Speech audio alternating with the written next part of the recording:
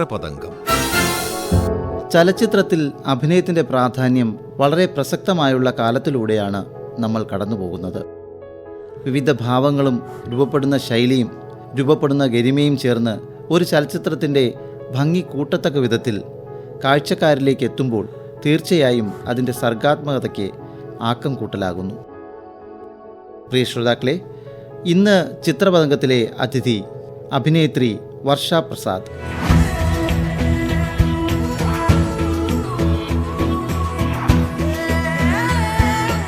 ഞാനും സ്വാഭാവികമായിട്ടുള്ള അഭിനയത്തിലേക്ക് ആണ് എനിക്കും താല്പര്യമുള്ളത്. ബിഹേവിയറാണ്.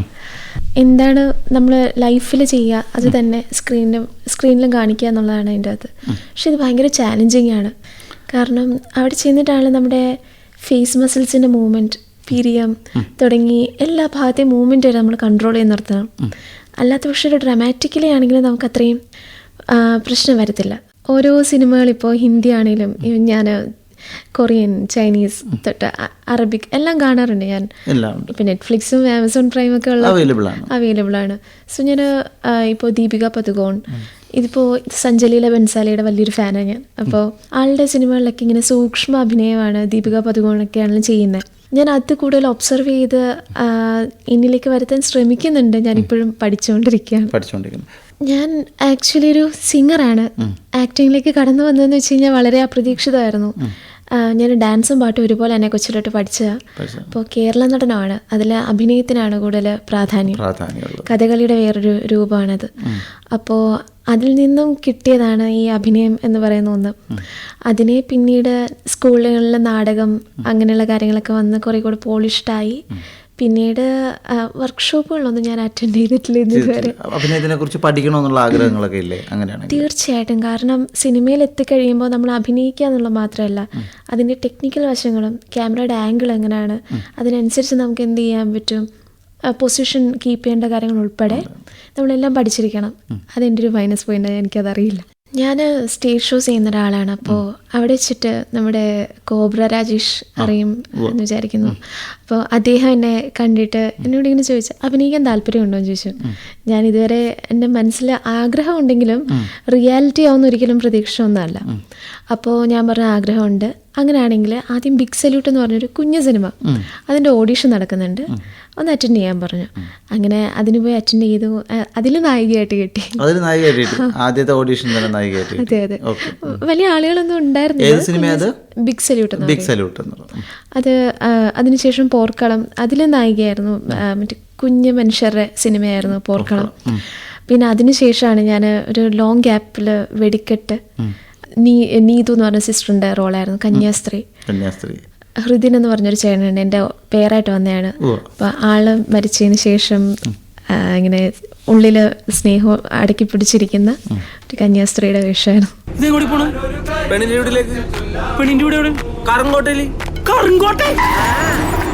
ഇത് മഞ്ഞപ്ര, അപ്പുറത്ത് കറങ്കോട്ടയാണ്. അവിടെ ചെന്നാൽ നമ്മുടെ കാലിലേക്ക് ഓടിക്കൂടാ. എടാ, അവിടെ ഉള്ളവരൊക്കെ ഒരു ജാതി ആൾക്കാരാണ്. മുഴുനീളമില്ലായിരുന്നു. ഞാൻ ആദ്യം അവിടെ ഇവിടെയും കാണിക്കുന്നുണ്ടെങ്കിൽ എനിക്ക് ഡയലോഗും ഇല്ല, ഒന്നുമില്ല. പക്ഷെ ക്ലൈമാക്സിലാണ് എൻ്റെ ഒരു പാൻ ഷോട്ട് വന്നിട്ട്. ഇമ്പോർട്ടൻ്റ് ആണ് റോൾ. അതെ, ഒരുപാട് പേര് അത്യാവശ്യം കുറച്ച് പേര് കണ്ട് റെക്കഗ്നൈസ് ചെയ്തെങ്കിലും ആദ്യം മുഴുനീള ചിത്രം CID രാമചന്ദ്രനാണ്. സാറ് ക്രൈം ബ്രാഞ്ചിൽ നിന്നാണോ? പുള്ളിയുടെ കേസ് അന്വേഷിക്കാൻ വന്ന ഈ കേസ് അന്വേഷിക്കുന്ന CBI. ഞാനിവിടെ ബസ് ഡ്രൈവറാണ് സാർ. ഏത് ബസ്സിലാണ്? നമ്മുടെ ഈ റൂട്ടിലോടുന്ന പഞ്ചമി ബസ്സിൽ. കോവിഡ് ടൈമിൽ ഏഷ്യാനെറ്റിലൊരു കോമഡി മാമാങ്കം എന്നും പറഞ്ഞിട്ടൊരു ഓണം പരിപാടി. അപ്പോൾ ആർട്ടിസ്റ്റുകൾക്കൊക്കെ അത്യാവശ്യം കോവിഡൊക്കെ വന്നിരിക്കുന്ന സാഹചര്യത്തിൽ ആർട്ടിസ്റ്റിന് ഷോർട്ടേജ് വന്നപ്പോഴാണ് എനിക്കിങ്ങനെ ഒരു അവസരം പ്രസാദ് സർ ഗിന്നസ് അദ്ദേഹം എനിക്ക് തരുന്നത്. അവിടെ വെച്ച് പരിചയപ്പെട്ടാണ് ഷാജൻ ചേട്ടനും പിഷാരടി, ടിനി ടോം തുടങ്ങിയ എല്ലാവരെയും. അതെ അതെ. ആ ഒരു വേദിയിൽ വെച്ചിട്ടാണ് ബിബിൻ ജോർജ് ചേട്ടനെ ആണെങ്കിലും ഞാൻ പരിചയപ്പെടുന്നത്. അപ്പോൾ അവിടുന്ന് അവരുമായിട്ട് സ്കിറ്റ് ചെയ്യാനൊക്കെയുള്ള ഒരു ഭാഗ്യം എനിക്ക് ലഭിച്ചപ്പോൾ പൊട്ടൻഷ്യൽ ഉണ്ടെന്ന് തോന്നി കാണും. അതുകൊണ്ടായിരിക്കും എനിക്ക് ഇതിലേക്കൊരു സജഷൻ വന്നത്. ഞാൻ നമ്മുടെ പക്രുചേട്ടനില്ലേ, പക്രുചേട്ടൻ്റെ കൂടെ സേവ് ദ ഡേറ്റ് ഷൂട്ട്, അത് പ്രമേയമാക്കിയിട്ടുള്ളൊരു സ്കിറ്റായിരുന്നു അത്. അപ്പോൾ അതിലെല്ലാവരും ഉണ്ടായിരുന്നു. പിന്നെ ഷാജുൻ ചേട്ടനായിട്ട് വേറൊരു സ്കിറ്റിലുണ്ടായിരുന്നു. അങ്ങനെ അവിടെ വെച്ച് കണ്ട് പരിചയപ്പെട്ടു. ബിബിൻ ജോർജ് ചേട്ടനാണല്ലോ ഓഡിഷൻ കണ്ട് പരിചയപ്പെട്ടാണ്.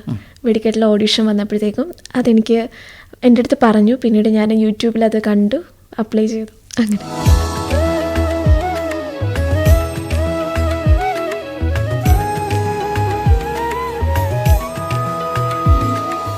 ഷൂട്ട് സ്റ്റാർട്ട് ചെയ്തത് കഴിഞ്ഞ വർഷമാണ്. അപ്പോൾ ഇപ്പോൾ 1 വർഷമാവുന്നു. ഞാൻ ഷാജൻ ചേട്ടനാണ് നായകൻ, അദ്ദേഹത്തിൻ്റെ മകളായിട്ടാണ്. അപ്പോൾ ത്രൂ ഔട്ടുണ്ട്.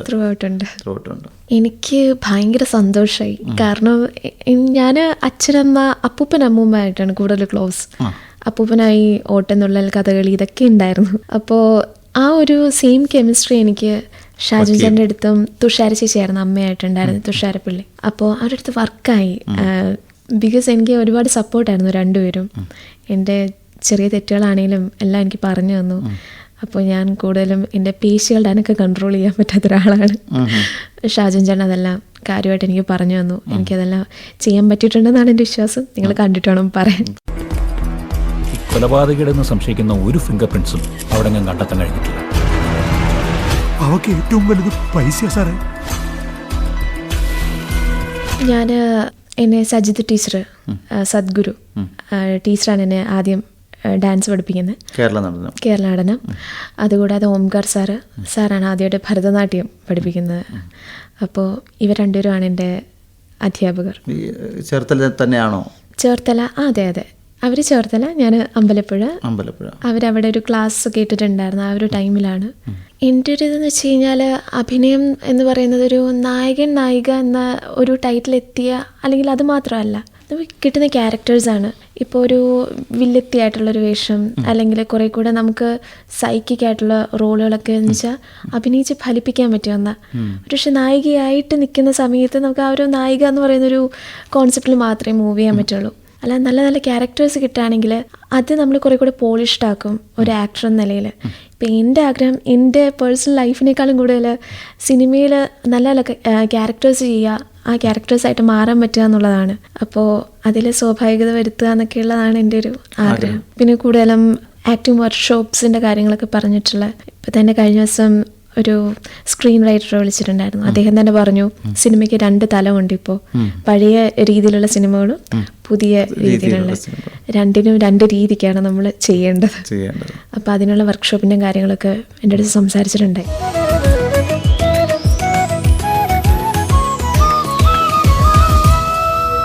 ഞാനൊരു ഇപ്പോൾ ഒരു കേൾക്കുകയാണെങ്കിൽ തന്നെ ന്യൂസ് അതുപോലുള്ള സോഴ്സിൽ നിന്നാണ് കേൾക്കുക. ആ ഒരു തലത്തിലുള്ള ഫ്രണ്ട്ഷിപ്പ് അല്ലെങ്കിൽ ആ ഒരു ഗ്രൂപ്പ് ഓഫ് ഫ്രണ്ട്സ് എനിക്കില്ല.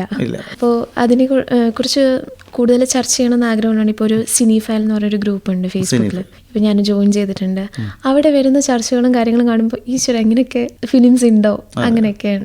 ഞാൻ കൂടുതലും ഫാൻറ്റസി, പീരീഡ്, ആ ഒരു ഫിലിം അത് ഫോളോ ചെയ്യുന്ന ഒരാളാണ്. അതിനാണ് സഞ്ജയ് ബൻസാലിയുടെ കാര്യം. പക്ഷെ എൻ്റെ ഈ ഒരു ജോണർ മാറ്റി പിടിച്ചെനിക്ക് കൂടുതലും സിനിമയെ പറ്റി അറിയണമെന്ന് നല്ല ആഗ്രഹമുണ്ട്.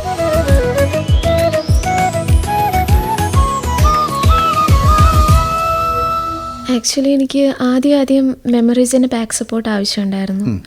ഇപ്പം എനിക്കതില്ല, ഒരിക്കലും. മേ ബി ആ ഒരു നമ്മുടെ വിഷമങ്ങളൊക്കെ ആയിട്ട് നമ്മൾ നോർമലൈസ്ഡ് ആയി പോയി കാണും ലൈഫിൽ. നമുക്ക് അല്ലെങ്കിൽ ഒന്നിൽ ഞാൻ ഭയങ്കര ബ്രോക്കൺ ആയിരിക്കും. സോ എനിക്ക് കരച്ചിൽ വരാനായിട്ട് പ്രത്യേകിച്ച് സമയം വേണ്ട, എനിക്കത് വരുത്താൻ പറ്റും. അതേസമയം ചാലഞ്ചിങ് ആയിട്ടുള്ള ചിരിക്കുക, തമാശ റോളുകൾ ചെയ്യുന്നത് വളരെ എല്ലാവരും പറഞ്ഞു കേട്ടിട്ടുണ്ട് ഞാൻ. അത് സത്യമാണ്. ഇപ്പോൾ തന്നെ എൻ്റെ വെടിക്കെട്ടിൽ കുറച്ചേ ഉള്ളെങ്കിൽ പോലും ആ ക്യാരക്ടറും CID രാമചന്ദ്രനിലെ ഞാനും എൻ്റയർലി ഡിഫറെൻ്റ് ആണ്. ആ ഒരു കന്യാസ്ത്രീ എന്ന് പറയുന്ന ആ ഒരു റോള് എന്തുകൊണ്ടോ അഡാപ്റ്റഡ് ആയിപ്പോയി. ഞാൻ ആ ഒരു ഈ പറഞ്ഞ കണക്ക് ആ ഡ്രസ്സിലിരുന്നപ്പോൾ അമിതമായിട്ട് അനങ്ങാനോ അമിതമായിട്ട് ചിരിക്കാനോ ഒന്നും തോന്നിയില്ല. അത് ആ സിനിമ കഴിഞ്ഞിട്ടും ആ ഒരു ഇതിലേക്ക് നിന്നിരുന്നു ഞാൻ. എനിക്ക് തോന്നുന്നു ഇപ്പോഴും അതിൻ്റെ കുറച്ചൊക്കെ ആകെപ്പാട് ഒതുങ്ങിപ്പോയത് പോലൊരു ഫീല്. അപ്പോൾ അതിനുശേഷം CID രാമചന്ദ്രൻ ചെയ്യുമ്പോൾ പറഞ്ഞു ഭയങ്കര എന്താ പറയുക ആക്റ്റീവായിട്ടുള്ളൊരു ടീനേജ് ഗേളാണ്. അപ്പോൾ ആ ഒരു ഇതിലേക്കെന്ന് പറയുമ്പോൾ എൻ്റയർലി ഡിഫറെൻ്റാണ്.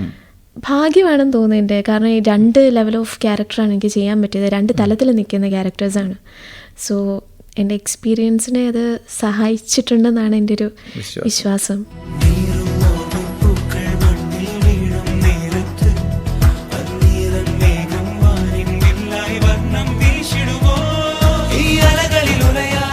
എല്ലാവരും തിയേറ്ററിൽ തന്നെ പോയി കാണണം. കാരണം ഈ അടുത്ത് ഇറങ്ങിയ ഇൻവെസ്റ്റിഗേഷൻ ത്രില്ലേഴ്സ് ആണെങ്കിലും ക്രൈം ത്രില്ലേഴ്സ് ആണെങ്കിലും ഒക്കെ ഭയങ്കര ഒരു എൻ്റർടൈൻമെൻറ്റ് പർപ്പസാണ് കൂടുതലും നിൽക്കുന്നത്.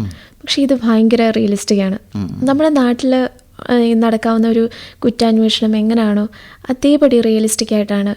ഈ പറന്നുള്ള അടി, ചാടി ഒന്നുള്ള അടി, അങ്ങനെയുള്ള കാര്യങ്ങളൊന്നും പ്രതീക്ഷിക്കുകയോ ചെയ്യരുത്.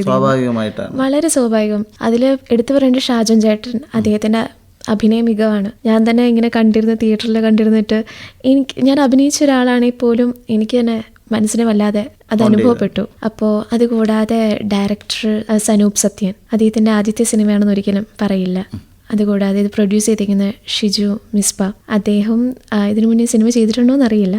ബട്ട് ഞങ്ങൾക്ക് ഭയങ്കര ബാക്ക് സപ്പോർട്ടായിരുന്നു. അദ്ദേഹം ആണെങ്കിലും അസോസിയേറ്റ്സ് ആണെങ്കിലും. DOP ജോ ക്രിസ്റ്റോ സേവിയർ, അദ്ദേഹം പാട്ട് ഉണ്ട് കേട്ടോ സിനിമയിൽ. വിധു പ്രതാപാണ് പാടിയിരിക്കുന്നത്. മ്യൂസിക് ചെയ്തത് അനൂപി ഇവർ എന്ന് പറഞ്ഞിട്ടൊരു.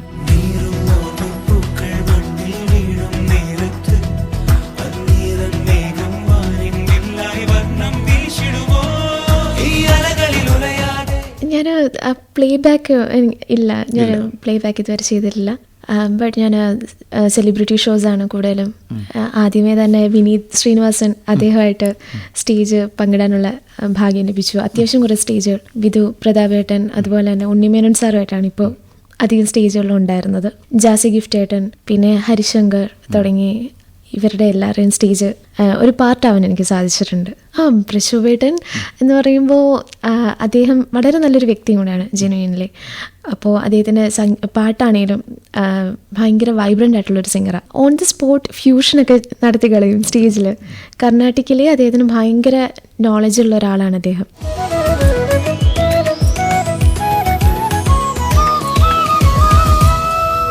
ഞാൻ എൻ്റെ അപ്പൂപ്പൻ അമ്മൂമ്മ ബേസ് ചെയ്തിട്ടാണ് ഞാൻ വളർന്നിരിക്കുന്നത്. അമ്മയാണെങ്കിലുമൊക്കെ പണ്ട് അവർ ഒരു റേഡിയോ കിട്ടാനായിട്ട് കഷ്ടപ്പെട്ടിട്ട് അപ്പുറത്തെ വീട്ടിൽ പോയിരുന്നിട്ട് റേഡിയോ കേട്ട് ആകാശവാണിയിലെ പാട്ടുകൾ, ചിത്രമേം അതുപോലെ യേശുദാസ് തുടങ്ങിയവരുടെ പാട്ടുകൾ കേൾക്കാനായിട്ട് ലളിതഗാനത്തിൻ്റെ ഒരു രാവിലെ അതിൻ്റെ എല്ലാ കഥകൾ കേട്ടാണ് ഞാൻ വളർന്നത്. അപ്പോൾ ആകാശവാണി എന്ന് പറയുമ്പോൾ എനിക്കൊരു വലിയൊരു സംഭവം തന്നെയാണ്. അതിനൊപ്പമൊക്കെ കേട്ട് പഠിക്കാൻ അമ്മ ശ്രമിച്ചു എന്ന് പറഞ്ഞു, പക്ഷേ അമ്മയ്ക്കൊണ്ട് പറ്റിയില്ല. ചിറ്റയാണെങ്കിലൊക്കെ എല്ലാവരും അവരുടെ ഒരു വളർച്ചയുടെ തന്നെ ഒരു ഭാഗമാണ് ആകാശവാണി എന്ന് പറയുന്നത്. അപ്പോൾ അതിനെ പറ്റിയിട്ടുള്ള സ്റ്റോറീസൊക്കെ കേൾക്കുമ്പോൾ ഒരുപാട് സന്തോഷം. ഞാനും എൻ്റെ ഈ ജനറേഷനിലും എനിക്കത് അനുഭവിക്കാൻ പറ്റുന്നുണ്ടെന്ന് അറിയുമ്പോൾ നല്ല സന്തോഷമുണ്ട്.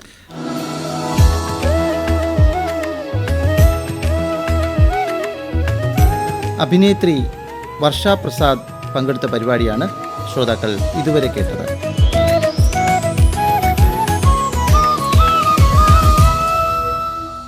ആഖ്യാനം ലൗലി, സഹായം ലക്ഷ്മി പരശുരാമൻ, രചന ഏകോപനം നിർവഹണം NS ജയമോഹൻ.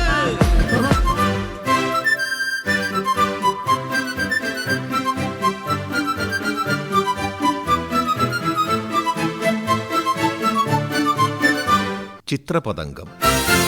അവതരണം ആകാശവാണി കൊച്ചി നിലയം.